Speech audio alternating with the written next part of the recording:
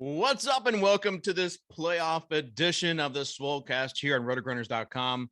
I'm David Kinchin, joined by the regular cast of characters that you know and love and rely on when it comes to your information for your daily fantasy contest, any sort of rando contest, crypto advice.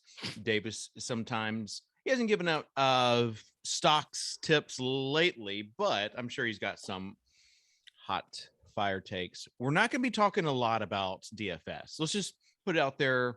What? To start. Yeah, I know. Because I saw like PayPal my money or DFS PayPal money was like, well, good. You saved me an hour. Imagine like listening to this show. I don't want anyone like listening to the show for like an hour being like, where's the DFS stuff? Did I miss anything? Yeah, and I get that concern because watching the Swolecast is always one of the best ways to maximize your time, EV. So someone said, oh, good, a playoff show. We don't have any of those. So we're going to be focused on just the teams, just the Overzet's overview. People have come to love the futures. You're going to get some props, but some prop bets in. Some playoff best ball. I have not done any props. But My best Dan Bach impersonation. I did see Tuttle asking about like proper lineup construction when it comes to playoff best ball. So yeah, I'm sure he's. I was considering actually trying to draft one for a second, and then I decided it wasn't worth it. Oh, so you haven't drafted one? No, Pete's the expert. Petey props. I thought you got in playoff Pete, bud. I thought Tuttle. You got in playoff best balls yesterday for the first time in a while. I was looking at it, just decided I didn't really feel like it. That was Top Shot that you got into yesterday for the first time in a while. Yeah, I don't know if you guys remember the Top Shot Stimmy they handed out a while back. Still hadn't used mine. Nice. I saw Ship My Money on Twitter talking about those juicy Greg Brown hustle moments. Mm-hmm. And I thought, you know what, let's see if I can get in. And, yeah, for the first time in about 4 months, I was able to get in a drop. Usually they've gatekeeped the rent seekers like myself out so strongly that I can't even get it. Yeah, when you have a negative collector score, Tuttle, is that even possible? Can you have a negative collector score? No, but I did see when I went to sell all the moments that I bought yesterday, how my then 10 collector score would subtract by 2 each. Imagine having a collector score below 5,000. That is pure rent seeking. So the first part of the show will be focused on football takes, and then the second part we'll delve into more of the millennial. David's gonna have a 30-minute symposium on the unclaimed Mooncats. No, first of all, all Mooncats have been claimed. You can't claim any more than what has been claimed. Let's say rescued, the politically correct term. Yes. Second of all, I don't talk about Mooncats that much on this show. It's other people asking me about the Mooncats. Everyone go look at SocrDave's Twitter profile and tell me if he doesn't talk about Mooncats a lot. Oh, it's coming, those pale pures. Sports ball is coming. It's coming. But anyways, we're going to talk about how football does first. it feel? How does it feel to shill not even the greatest cat-related NFT project? Davis, here's the thing. I know that you kind of got in really late and we're doing like board camels and everything else. So like your regret is Fight Club. Yeah, your regret is different than mine. Mine's like selling my bored apes, like selling these not getting into punks earlier. Whereas yours is like you never really got to experience that success. You're the guy who's never won a GPP, pining on what it would be like to win a GPP. I don't know. I can't believe we're doing this conversation again. I've made a lot of money on NFTs. I can't be too upset about it. Okay. All right. So let's start though. The football talk. Obviously, we've got some pretty nice games this week. Like I like the fact that they expanded the number of teams in the playoffs just because we get better matchups. It makes for the Steelers are in now. Yeah, I'm excited. So that's the game so that we're like Steelers. least excited about. What's the second most least exciting game you're? I think Bucks Eagles is going to be pretty gross. Yeah, it's going to be bad. They played in the regular season and it was not fun. Bucks have struggled a little bit lately. Yeah, when you lose your two best receivers, according to Antonio Brown. Did you guys see that clip where he was just trashing on all those dudes?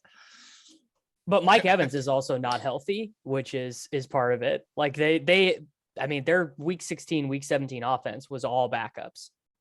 When you got to play Keyshawn Vaughn, things aren't going to go very well. Yeah. Anytime you're relying on someone from Vanderbilt University. And we're getting Bell Cal Lenny this week, right? Rojo not playing, Leonard back at practice. I mean, it's full Lenny season. You know, I gotta say though, DraftKings did actually post like a reasonable full slate Saturday to Monday. Like there's like a couple 20K to first, 50K to first, which is I don't ever remember them offering something that good since they removed the late Sunday game. Like normally these contests have just been so bad. So that's the slate I'm playing. Mm-hmm. You also got flash drafts too. Just remember, correlate your picks. If you're on, I know we didn't have flash draft tutorials on the list for this Swolecast, but just trust me. If you're on DraftKings, Kitchen, be honest. Are you even still playing those, or are you so far lost? No, whenever I'm watching a game. But here's the thing, though, because I cut the cord. So I watch the ESPN games, and it's like it feels like it's like at a minute delay, and it's kind of brutal. Yeah. And it makes it brutal, especially for flash drafts. It removes it, like it puts you at a negative advantage for those. So I actually thought of you with the Tyreek Hill news last week. Yeah. I was like, Kitchen's grinding these flash drafts for sure. So on the HD TV antenna, so it has to be a game that is on locally on Fox or CBS. Those are, or NBC, the night game. Those are the only games I can do flash drafts because that is like happening in real time. But anyways, correlate your picks. If you pick a receiver at first, you can't go and pick like another receiver or someone from else. Like just correlate your picks on those five. Kitchen is just really breaking strategy here. Like just he found the skeleton key to fantasy correlation. Pretty impressive. What is this word you're flash draft alpha here? So people just want to play the best plays in their flash drafts, and it doesn't work like that. Just because it's the best multiplier or whatever, you got to correlate if you want to take down those big boys. I could see you doing like a little video, Kitchen, like a TikTok, and it's like stop, correlate, and listen. It's here for his. I thought you were gonna do that right there. Could that go on his dad blog? Oh, you'd love it. It'd be like, yeah, I mean, like reading Rainbow or Schoolhouse Rock, but Kitchen giving DFS tips. Amazing. When Magic School Bus flash draft. All right. Let's move on to Overzet's overview. As far as injuries are concerned, Peter, you've got Jalen, you've got Lenny. Jalen who? About. He's a quarterback for the You think he's injured? Well, they have removed some play. I was trying to set Pete up. They have removed in the past some running plays for him, but they're saying now that they might set him up for running plays. Like he is like completely good research, healthy. David. Good job. Yeah, thank you. I mean, that's the only way they're going to be able to win, healthy or not. All right, so Davis, I will give you a chance to interrupt in a second, but I want to get to Peter's Overzet overview now for this upcoming weekend of games.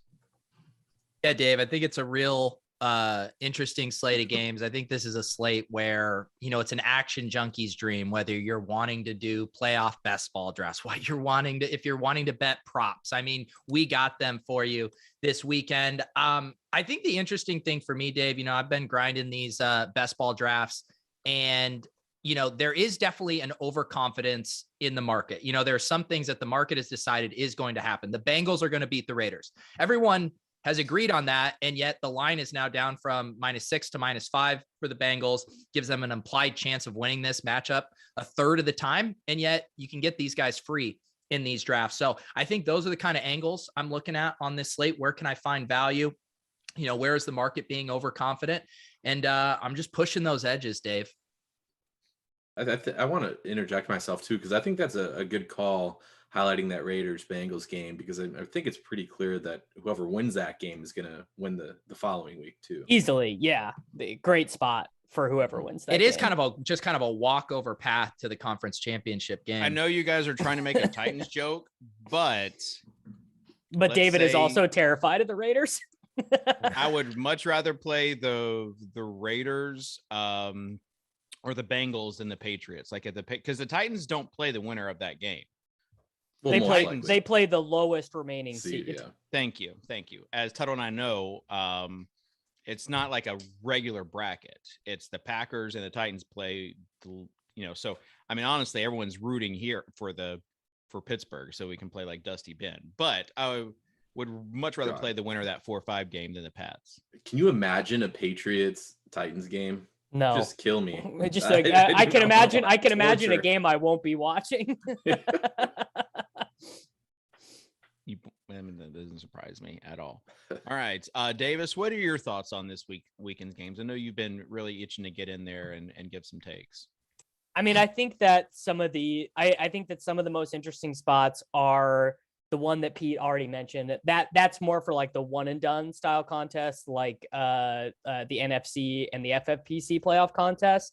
I also think that people are really discounting the Arizona Cardinals. Like people are just done with them. Like Kyler sucks, Cliff sucks. They're not as good without DeAndre Hopkins. But I don't know. I just feel like this offense has given us a lot of like really good fantasy points pretty much all year. Christian Kirk also ended the year on a big wet womp as he was chalk last week, 3 targets, 2 receptions, 43 yards against Seattle. And that's also one of those games. I can definitely see the Cardinals beating the Rams, just that, Stafford is clearly playing banged up. He's got, who knows what his actual injuries are, but I can see them winning. And then, the funniest scenario is that Kansas City might not have Darrell and might not have Clyde. So Derek Gore might be the fantasy football playoff hero that we didn't know we needed. Running backs don't matter. I know you mentioned last week, and I know it's a forward thinking show, but a lot of people thank me for the Ferkser play last week as a cheap tight end. A lot of people thanked. Well, at least one person. Can we see one receipt of this? Yes. Homebrew Danny. Oh, he memorized this. Shout out you to said that SocrDave way too quick for the Ferkser call. If you guys don't think I have the receipts pulled up, Davis, didn't we make a $25 bet on Master Bates versus John Bates versus Ferkser, Ferk Daddy?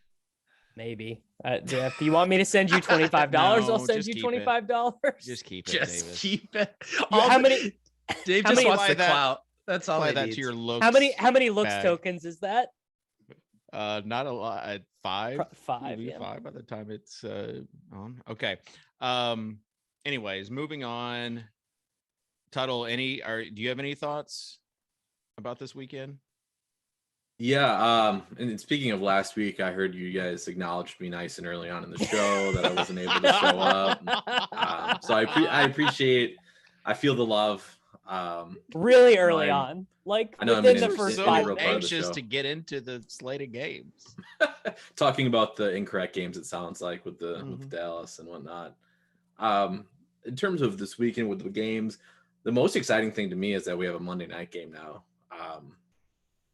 And it's actually going to be a good one. So I was looking forward to that.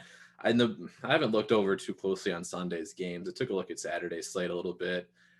And the one thing that stood out to me the most is it's just Darren Waller smash week was my biggest takeaway. So I like that take. That's about it. Okay. All right. Let's move on. I do. I mean, if we're talking props, I mean, I'm sitting here looking at the underdog line. They have Darren Waller set at 50.5 receiving yards. And with very nifty Roto Grinder underdog Chrome extension overlaid, I see we are projecting Waller for 73 yards. So almost a spread of 20 yards on that projection relative to the line. Are you happy, Dan Bach? Props. That's curious that it's that big of a spread. Yeah. Also, while we're on it, if you have the Scores and Odds app and the Scores and Odds subscription, you can see on the Propcast tab the props and the projections and the difference in between on the app. It's pretty nice. I'll just give away some free alpha. The person right now above their expected prop total of 33.5 yards is none other than Cole Beasley. That's super cool bees. The best props play. But as props start coming in, more props start coming in, those will be populated. So, all right, as far as futures go, because we haven't really got to props yet, Peter, you just kind of skipped ahead. My bad. I know. Let's talk about team futures. You have to place a bet on an AFC team and an NFC team. Davis, where are you going? Chiefs plus depending on your book. Big surprise. What I mean, they're the best team in the AFC, and then I think the Cowboys are the best NFC odds at 11-1. I kind of agree with he homered on both. I double. I mean, imagine any Oklahoma takes for next year for the college football national championship. Yeah, they suck. So don't bet on them. Don't bet on anyone related to them. They're going to get steamrolled next year because no one's going to be playing for them. I mean, the most interesting one, the most interesting future is probably the 49ers, assuming that if they are able to beat Dallas, I think they match up pretty well with the remaining teams in the NFC. Like, I think they match up pretty well with the Packers. I guess the Buccaneers are a horrible matchup for them since the Buccaneers have such a good run defense. But I'm obviously I don't want this to happen, but I if the 49ers do beat the Cowboys, I think they can make the Super Bowl. Give me Bengals at 18-1 to win the Super Bowl and let me hedge out in that championship game. Wow. Against the Bills. Okay. It does seem like the better futures value is on the NFC side. It seems pretty efficient with KC and Buffalo. The other team I'll toss in too is like the Cardinals at 25-1 too. I don't know. Maybe you get Nuke back, NFC Championship game. Kyler gets hot again. Get some of that return to early season form. I think they're a little undervalued there. Yeah, NFC team for you, Tuttle. Do you have any preference? No, not really. I like the Cardinals take. The Packers number is just brutal. Yeah, plus 375. I'm not betting on they're plus 380 right now. Yeah. The funniest thing in the market right now, Dave, I'm going to go ahead and give you a little bar before I give it back over to you, is that the market prefers the Bills and the Chiefs, despite the fact that they both have to play a game this weekend. They have to win 4 in a row to win. The Titans only have to win 3, and the market is saying, nah. You know what we call that, Davis? God, the Titans. Locker room material. Vrabel just printed out all over that, the futures odds. You don't think that's being used. The Titans have been disrespected this whole season, and what do they have to show for it? What I'm waiting for is the entire Titans organization to get COVID for the third time before this next year. They got I think they're covered. I think if someone coughs, Vrabel's just going to be like, okay. So here's a game theory question for you. Love game theory. Love David Kitchen game theory. I got $200 bets before the season started on rich futures, and one of them was on the Titans. One of them was on the Cardinals. So 20-1 and 30-1. How do I hedge this? I don't think you can at this point. point. Cardinals is basically same number right now then. Yeah. Hoping you would give me a little bit better response. What next round or next week they'll be favorites. You could bet the Rams. I was thinking about betting like two of the NFC teams and just hoping. No, it's. I wouldn't touch NFC right now because you're basically same odds. Yeah, they're essentially the same odds. But right now I would not bet $100 on the Cardinals. Your hedge spot would be if those two teams make the conference championship, then you would have. But also just don't hedge. What's the point? Yeah, no, it's way too early. Why would you place that bet if you're gonna hedge out then at slightly increased odds? Hedging is so very rarely the right thing to do. Yeah, it's called building a bankroll, Davis. Maybe read a book but it's not because to build a bankroll, you need to occasionally be hitting 25-30-1 futures if you're going to be betting them. Free bets, right? So it's expected value based off of nothing. And I want something out of it. Throw 25 each on Raiders and Bengals for the conference champions. All right. Let's farm some engagement. Tell me what I need to do. Nothing. Let's 10 replies, 1 fave, 1 retweet. Yeah, we'll get everyone to like this. Put it up the YouTube algorithm. Clip it. What should SocrDave do? What should I do? Okay. Yeah, rescue Dave's futures bets in the same way you rescued your moon cats. Peter, I feel like you really need a moon cat. What is it? What I can't believe I'm asking this. I regret asking it already. What is the floor of a moon cat right now? I think let's guess. Lauden thinks. Okay. I'm gonna guess 0.78 Ethereum. Yeah, I was gonna say 0.55. Tuttle. Yes, I have no frame of reference at what it has ever been. Yeah, no, the floor is about what Davis says, 0.75 to 0.8 right now. Do you think this is a good entry point, Dave? I think it's a good entry point. Historical projects are starting to pump, and this is literally the first ever on-chain generative art project, and they're still building. We are so early, guys. We are so early. You can hear the pain in his voice. You can hear the funny thing, it's I did Club Top Shot last night with MBL, and he always has his, Top Shot monologue lined up, official NBA partnership, global brand. It's you just have your canned speech for Moodcats just on the tip of the tongue at all times. It is so nice. I actually have embraced it. I enjoy it. I made the conscious decision to not go chasing out all these other projects and gas wars and everything else.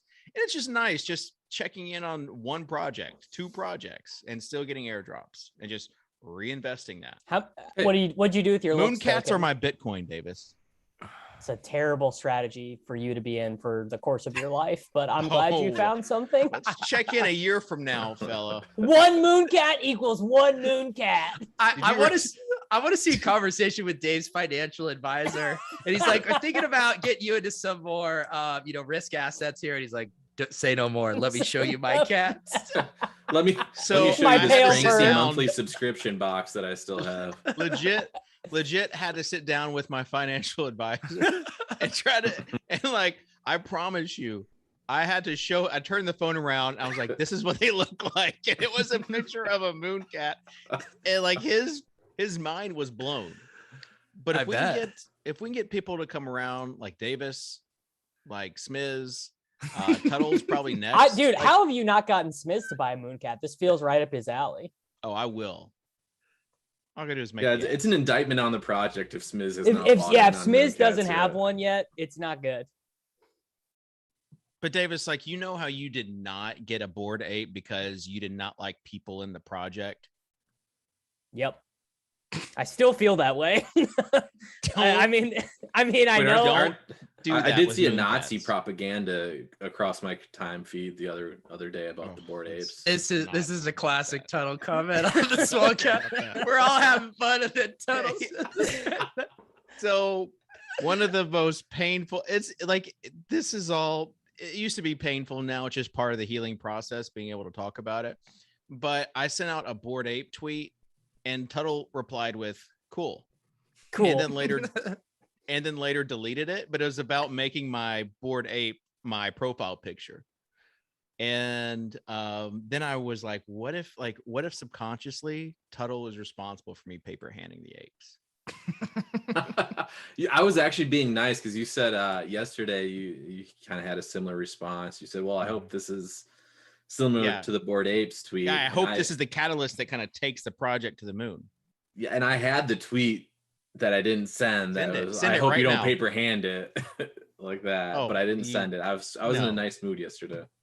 No, I mean, this is a known fact. Like you can tell me that. All right. Let's move on. I'm glad that we almost made it. Almost made it. Should we build a DK lineup for the full slate Saturday, Sunday, Monday? I say we should do an underdog draft. Okay. Those are so long. Let's do a DraftKings 20 rounder. 20 round. Let's do a drafters. Can we address like how did this happen? How did this pass? Best ball, but let's make it as painful as possible. No CSV uploads, 20 rounds. They basically just had to have been like, we can just copy the code from our season-long product, right? Yeah. And do no that had to have been it. I can't think of any other reason. Here's my request. If you're going to give something as time-consuming as a 20-round draft, give us auction. Like, give us something new. Give us something that Superflex would have been fun. Superflex. Tight end premium. Superflex tight end best ball premium. With an auction draft. Dynasty. With an auction draft. Shout out to my second place team and losing to Britt Devine last week. All right. Let's move on to what are we gonna do? We're gonna do a underdog. I don't care what we do if y'all want to like talk about it and like talk about strategy while we do it. Yeah, I do just kind of want to say I do have a hard out at 3:30 today. You do not. I don't have a hard out. I can stay here as long as we need. Someone call Davis's bluff on this. How long does the underdog draft take? Yeah. Well, I've done 2 of them since we started. Yeah, they take like 10 minutes. 15 minutes. The mitten 3 did fill up though, so it's just Gauntlet or Big Mitten season right now. And how much is Gauntlet? 25, Dave. Oh my gosh, that is a big learning curve. I'll teach you, Dave. You just want to stack teams, Dave. You want to stack the Titans. Yeah. I hear the Titans provide pretty good value because no one's really taking them serious.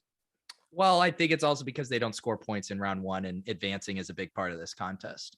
Yeah. Pats. I've heard that Pats and Titans are currently the best value right now.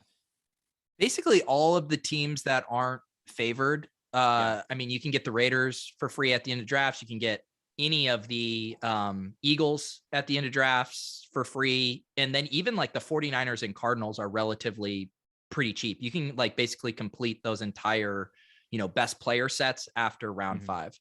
All right. You have 45 seconds for an elevator pitch, Peter. On what? To tell us what playoff best ball is, roster construction, and then just one strategy. 45 seconds. Is this going to be clipped into a YouTube short for max SEO? Okay. Of course it is. All right. Go. Underdog has playoff best ball contest. They have a contest called the Gauntlet with a $200,000 first prize. You do a 10-round draft with 6 other competitors.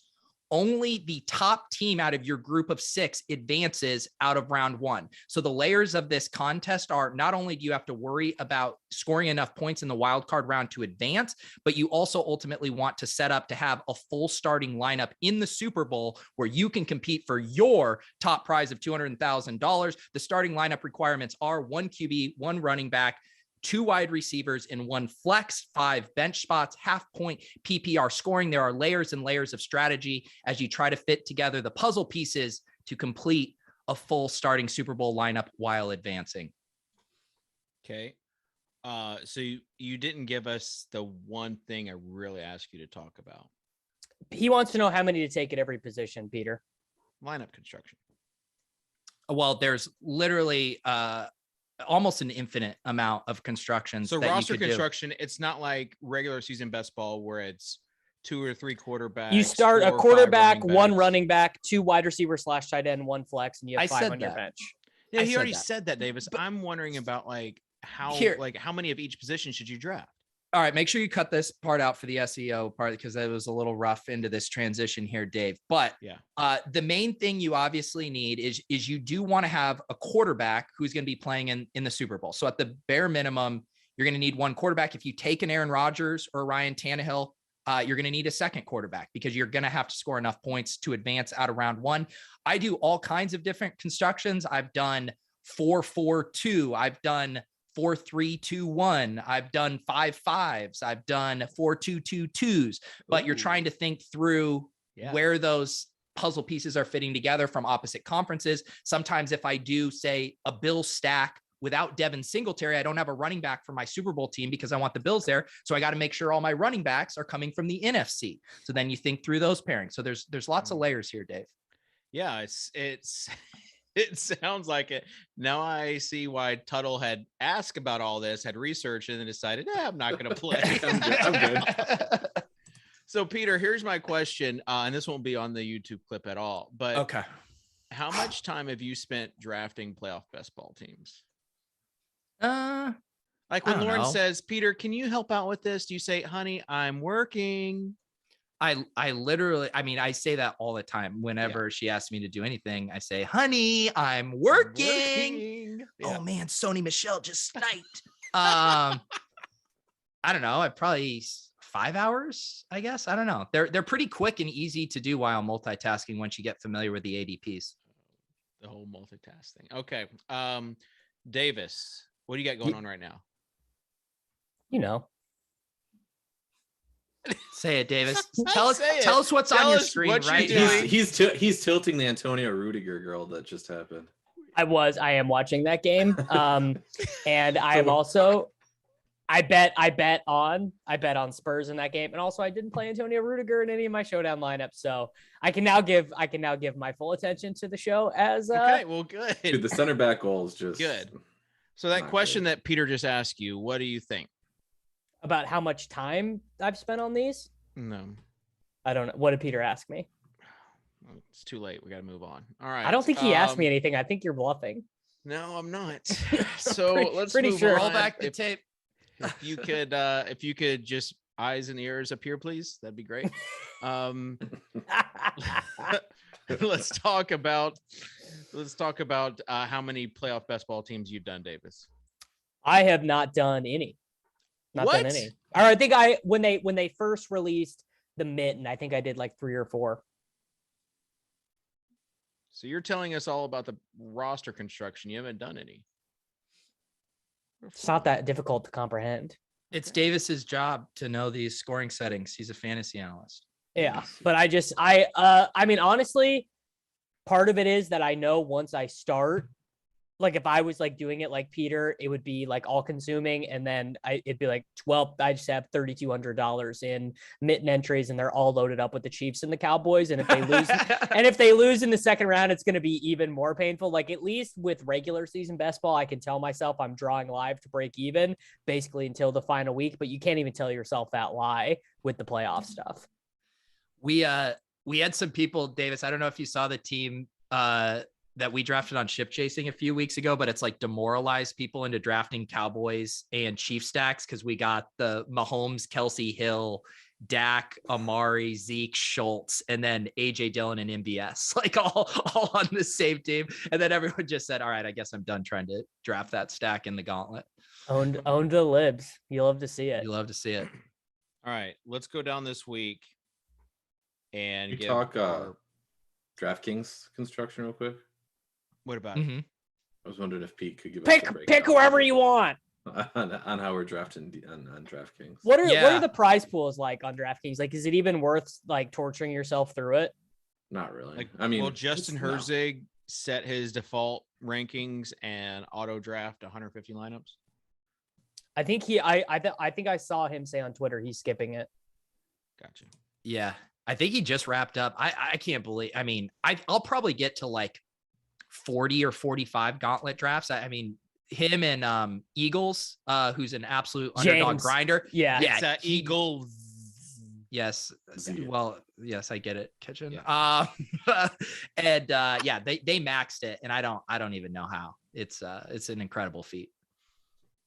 Okay. DK's big one is 20K to first. It looks like. Is there really just 20K? Yeah, that's not worth it. 20K for 20 men. Yeah, the time investment on the 20-man drafts. I mean, how long that's like a 40-minute draft, right? 45 minutes, yeah.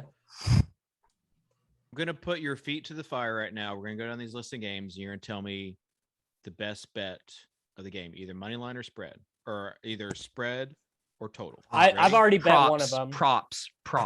Yeah, we need best props. This is the props show. Okay. Well, this is the prop PD shop. Props is going to give his, but we got plenty of time to talk about football, guys. Unless you want to move on to our what happened to this draft that was going to happen?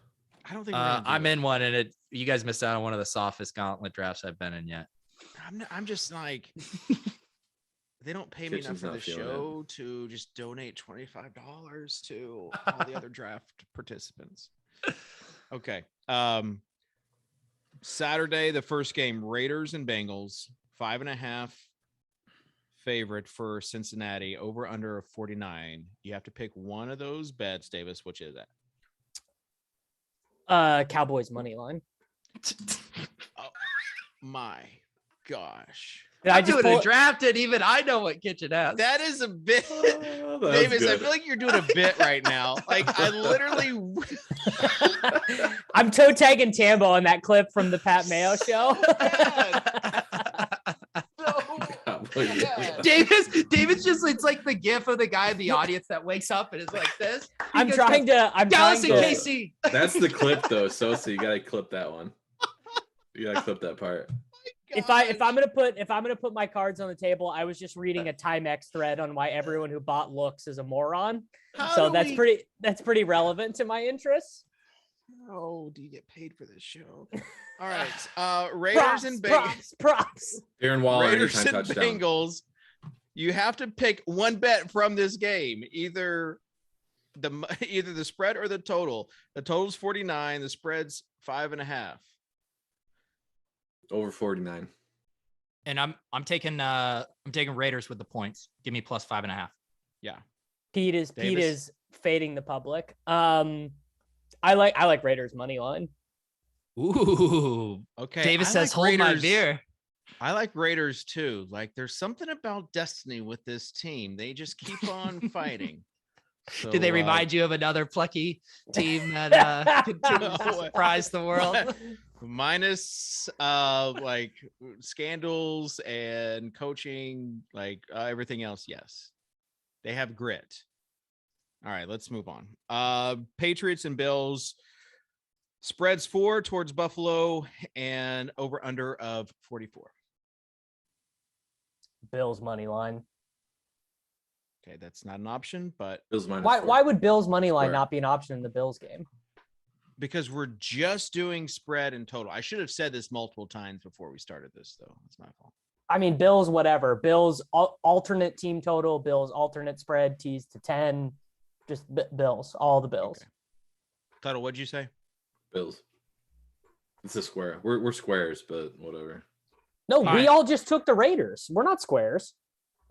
I'll give you an under. I think this whole like Devin Singletary stuff is just getting way too frothy as far as like how convinced everyone is that he's this bell cow back. 60, the Devin Singletary markets are frothy. 60 rushing yard prop on underdog. The RG projection has it at 49. Give me the under on Singletary 60 rushing yards. Props. That sounds like a really painful props to take. I'll leak some alpha on this show for those the dozens of you still watching, listening. How many people are actually watching right now? I don't even. Laden thinks 74. Yeah, but are they really watching, or are they also reading Timex threads? 128. Let's go. Let's go. Let's go. So leaking some alpha. Let's go. Leaking some alpha here on Scores and Odds. Kevin Roth predicts under 44. Actually, his was under 44 and a half, but let's just sacrifice that. He says the weather is going to be a little bit cold. Conditions are not going to be ripe for a high scoring affair. So, all right. Moving on to the next game. That is Eagles and Bucks plus 8.5 and over under a 46. Davis. Bucks in the points. Cam Brate anytime touchdown, or actually no, Cam Brate first touchdown scorer whenever that comes out, is assuming it's 10-1 or better. Okay. Tuttle. We're going over. Ooh. Okay. Peter. I'm taking Eagles with the points. I don't buy this version of the Bucks. Give me the 8.5 or whatever. They have struggled. I kind of like Tuttle. I kind of like the over as well. So you might want to get off that. All right. San Francisco and Dallas. -3 Dallas, over 50.5. So I don't want this to be true, but it feels like the under is so good here because you know San Francisco is doing at least one 17-play 12-minute drive where they gain 4 yards per play, and that crushes an over. But they're so brutal, like those runs, like in the end arounds and everything else, they grind it out. I mean, if Dak shows up and plays well and is not hurt and it plays like he did against the Washington football team, or honestly like he did in week 18 as well. I mean, they win this game going away, but the Cowboys have just had so many no-show games this year. Yeah, it feels like a trap, but I'm falling for it. Give me Cowboys -3. Tuttle. Boys -3. Peter. Yeah, PD man, public. this is public. No, I've been against the public with every one of my picks. Raiders, fading Devin Singletary. I mean, I'm like King Sharp over here. King Sharp. Man, I'm excited for this game. I do like Dallas though. I mean, I think right when everyone talks themselves into Jimmy G being competent enough to take him on a Super Bowl run, he is going to break your heart with a couple back-breaking interceptions here. Yeah, I need to know. Like... I need the inside dish on when CeeDee Lamb's going to stop being a beta. Never. CeeDee and Amari. Well, Amari's whatever. I mean, the problem is just that's how they want to play. Like that is the fundamental issue, is that the way that they're winning these games right now, they are all as an organization, they're all comfortable with it. It's Cedric Wilson's team now. All right. Steelers and Chiefs -12.5 over under 46. Is anyone taking Pittsburgh in the points? I can't take Pittsburgh. I do think this could be a shootout game, though. I think it'd be a pretty fun fantasy game. Is it a shootout if Kansas City scores 40 and Pittsburgh scores 7? Like, how many points 20. do you think? Like 40 to 20. If you think it's a shootout, like bet the alternate team total for Pittsburgh because it is not good. So. I think Kansas City is gonna, like, the Steelers have just shown no ability to get to 30 on offense. Like, it's just so painful watching them try to move the ball. They're gonna let Ben throw it 75 times for his last game. They already did. Well, I said this to you yesterday. They already did that. They threw 30 times in the first half in that the week 17 game, and they had like 98 passing yards. Yeah, do the Ben PD props, the over passing attempts for Ben. Yeah, what is the attempts at? It won't be out yet. Not out yet. Wow. Great idea for a prop show on a Wednesday. Tuttle. That's one that the ETR guys have already sent the invented target out to their Discord about. Really? I'm just making a joke about how some of the most annoying people on Twitter are sports betting Twitter people, and the sports betting Twitter people have been annoyed that ETR has ruined, quote unquote, the softness of the props market. That's their new thing to be mad about. Nice. That Draymond Green stuff was crazy from the other night. The props paid out, right? Yeah, I think did Can DraftKings ever pay them out? Can someone give me the TLDR on this, because I missed it? Draymond started just in honor of Clay, but he only played 7 seconds. Yeah. So everyone was doing all these like single game parlays with Draymond unders and just were absolutely raking. Yeah.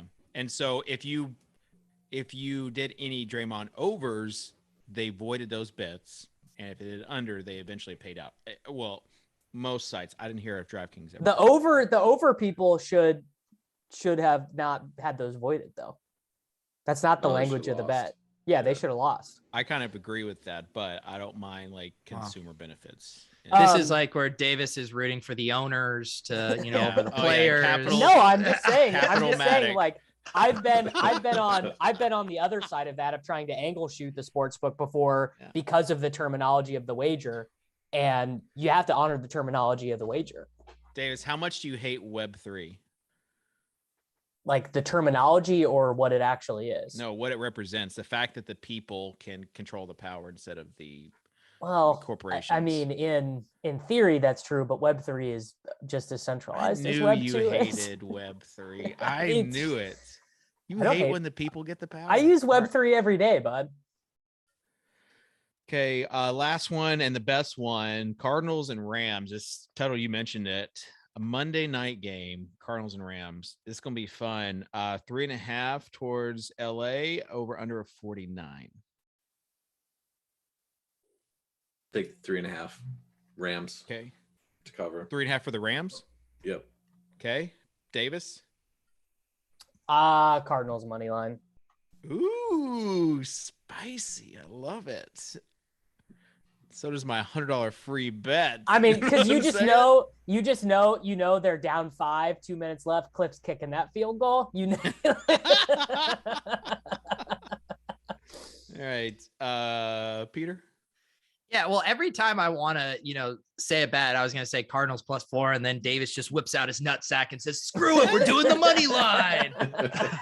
Well, I mean, isn't that, I guess I am certainly no sports betting expert, but if you're going to bet a total under 6, isn't it just better to take the money line? I don't know.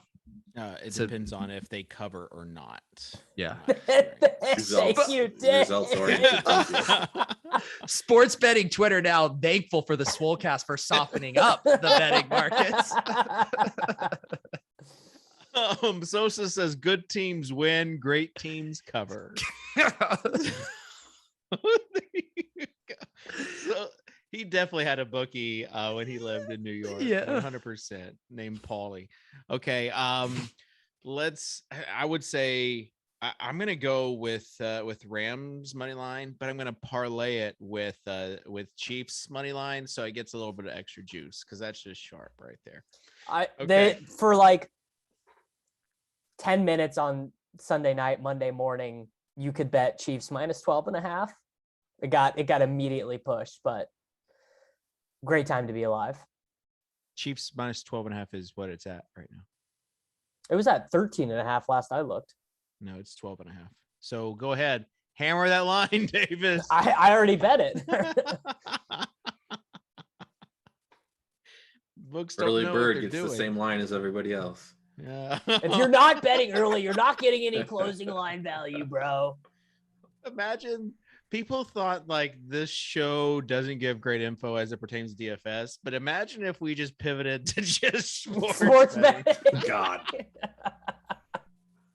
Honest take, how would you guys have liked to see the DFS slate configured for this weekend? Because what we're getting is showdown in 2-game slates. You guys think that's the way to do it, or would you have preferred like a funky, 5-game slate? I want it all. Like I want, but that's just like the boomer OG DFS guy in me. Like I want as many games as possible, as much game theory as possible, where people are fading the first game. They can register, whatever dummy shell lineup, see what it's like, pivot. Like give me all of that stuff. But I know that's not in the best interest of these sites. They're never going to do it. But that's what I would want. I want all the GPPs to be for all the games, and then huge showdown slates, like very, very small prize pools for the 2 gamers and the 4 gamers and stuff. Yeah. Like all showdown. That would have been ideal, because then you play it as a 5-game main slate and then fire on the showdowns. The 2-game stuff, I can't get excited for it. Like I'm just gonna have to be on my computer all weekend. Like it's just how big are the showdown? Honey, I'm working. Jesus. I do actually say that all the time. That is very frequent. Exactly like that too. All right. I think we're almost out of time. Hard to believe, because I have a hard out. I don't have a hard out. Let's keep going, Dave. Let's keep the good times rolling. Davis, you mentioned looks being a kind of the same class as DraftKings compared to DFS. So Looks Rare, the new NFT marketplace, just released an airdrop. I don't even know what it was at. Last time I looked, I think it was at $4.50 a share. When it first came out, it went to $5 and then like down to $1.10, which is where I thought you would sell, if we're being honest, Davis. But you staked it. And for those... I love staking that like makes sense to me. Like I've been waiting for an Ethereum based project where staking makes sense, and like this one finally makes a little bit of sense to me. So I was all in. I've been looking for Ethereum based project where wash trading makes sense, and here we are. So works out for both. Yeah, Kitchen, how are you wash trading your Mooncats back and forth to yourself on Looks Rare right now? We get all those 2% rewards. I bought a loot prints off of Looks Rare. That was my first purchase for 0.01 ETH. It's like I paid 3 times in gas for because someone just listed it so they could claim their airdrop. What a fish. It was a tank too. All right. Oh yeah. Anyways, what was it called? A loot print. Tuttle, keep up. It's loot, LOOT. Yeah, a loot print. It's for the upcoming game from Ponderware that works with Mooncats. Okay. Project. I like NFTs, but this like some NFT, like when you start to say it out loud, I'm just like, NFTs are the dumbest thing humanity's ever done. Davis, what is the dumbest NFT project that if you could take back, you would not have invested in? I would not have sent Pete 0.3 something Ethereum for 3 Tokyo 10s and then seen them immediately like before Pete had sent me the Tokyo 10s back, they were at like 0, like literally 0. What are Tokyo 10s? Who knows? They're just some dumb thing. Is this? But no, like what is it? Is it a profile picture? Is it some sort of like play to earn thing? No, profile picture. I mean, I listed them up for 0.0 Ethereum and that was it. The one thing, I mean, Davis, the most embarrassing thing that's happened to you in your NFT career was when you sent the tweet about the golden pups on Twitter. That was pretty bad. I liked those though. What was it? What? Some dusty project that Davis tweeted out to pump. At least get it. Didn't that one donate money at least? Yeah, that was what I liked about it. They were donating. They were. Now I'm the asshole. Yeah, we can't scoff at. You donated to the Humane Society, you idiot. I understand. This is why I'm saying, like, I don't want to go back to the summer. I don't want to go to meme coin season, because you get so desperate. You see your bags drop so low, and so you're like, I'm gonna use my platform and promote this. The cuddly kangaroos, was that what they were called? Something kangaroos. That was a rug. They stole the Ethereum? Like the devs stole the Ethereum that was used to mint them. That was like it was just like that was one of the most tilting ones, because it was like, oh, these are actually selling a little bit. This is nice, and then immediate drop to 0. Yeah, not great. Why does this website look terrible? This is my first time on this Looks Rare website or whatever. Mm-hmm. It's not terrible, Tuttle. Why does it look so atrocious? Is it looksrare.tech? The address? Oh, no. I'm scared. I'm scared to see what link you. Yeah, you. Tuttle, somebody sent me it in Discord. Do not for my wallet. Yeah, if Tuttle had a Bored Ape, it would be gone right now. No, I'm not that Tuttle dumb. would be like the epitome of the Bored Ape client. Right? Have we ever figured out why so many people is bored? Like, why is the average Bored Ape user an Because idiot? the average Bored Ape user are rich people that have not previously been in crypto. It's just like, but like, it's like you should know not to give your password away. Like, why are these people giving? Okay. No, I know. LooksRare.org looks good. Okay. Yeah, okay. that is. Now I kind of want to go much nicer looking on my non-crypto computer. I want to go to looksrare.tech to see. Well, LooksRare needs to work on their SEO is what they need to do. Let me tell you that right now. Maybe some you Google LooksRare and that's the first one that comes up. They're not. The actual LooksRare is not very. It's actually like 6 links down.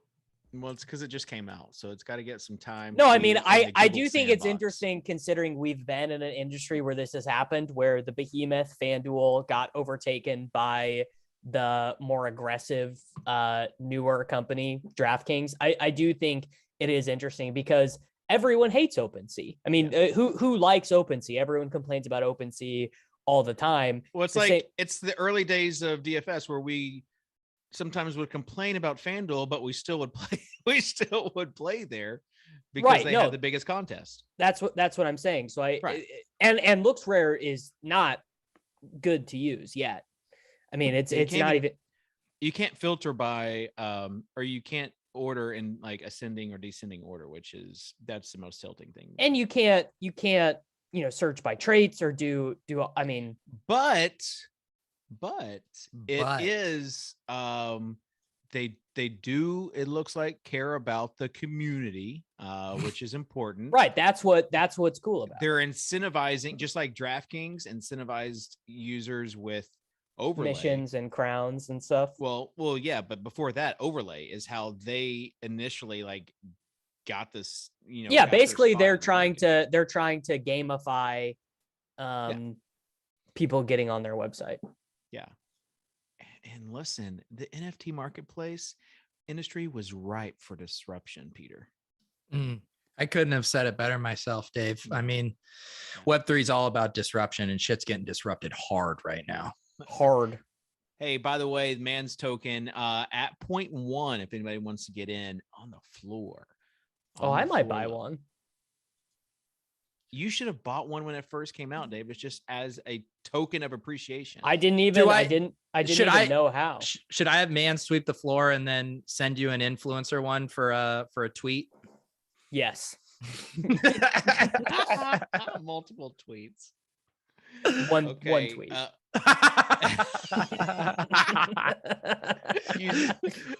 One thread, 2 tweets. Here's why.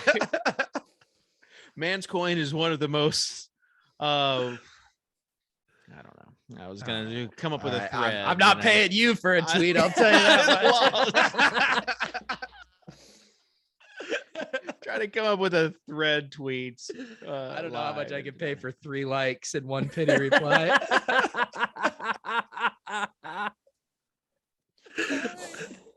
Tuttle, you got a terrible take for us this week. We didn't even talk about the games.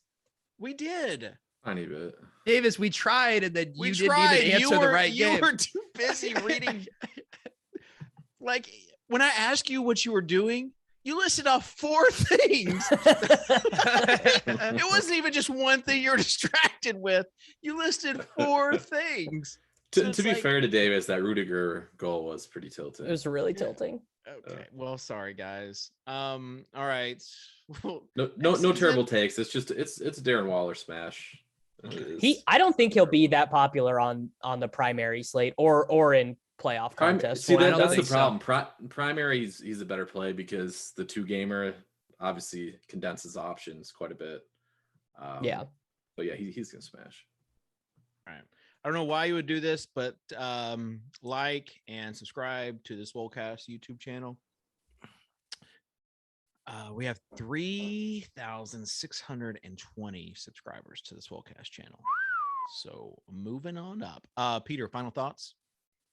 No, get in those props. Use promo code Grinders at all of your favorite sports books. But mostly BetMGM.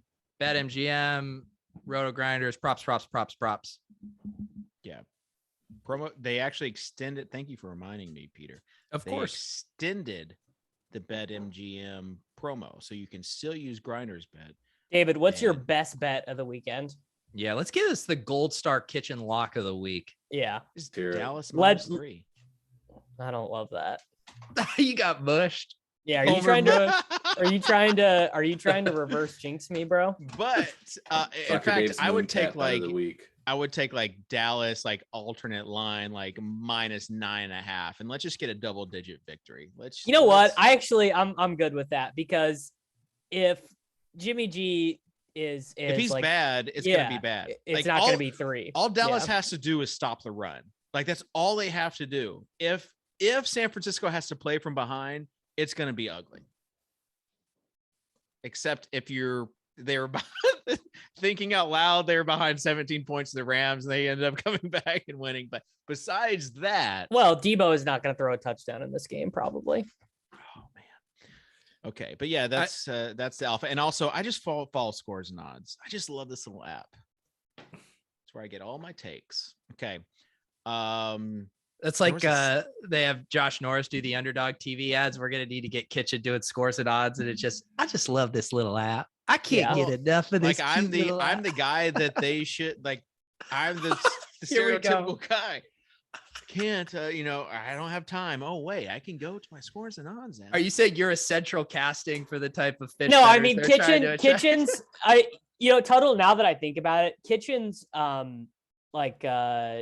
transformation into a sports betting guy actually makes a ton of sense, because it's way less work than 100% DFS lineups. Like, he literally has to click like 3 buttons on his phone. It's so much easier than doing NBA lineups like 6 seconds before lock. David is very impulsive with his gambling, and that's much better for sports betting than Yeah. Like last night, what is there to do? Oh, wait, because I had already hammered the under per Scores and Odds in that Nuggets game, and the halftime total was like 50. Like, it was so low. There was no possible chance they were going to win. So I'm like, oh, it's free money. Oh, wait, UNLV's playing New Mexico? Let's go. So, like, that's how you run it up, friends. That is how you that's how you run it up. Make a plan and stick to it. All right, Peter, Dave, you have something you want to say? Yeah, I had a heart out 2 minutes ago. Yeah. That's what you wanted to say? Yeah. Okay.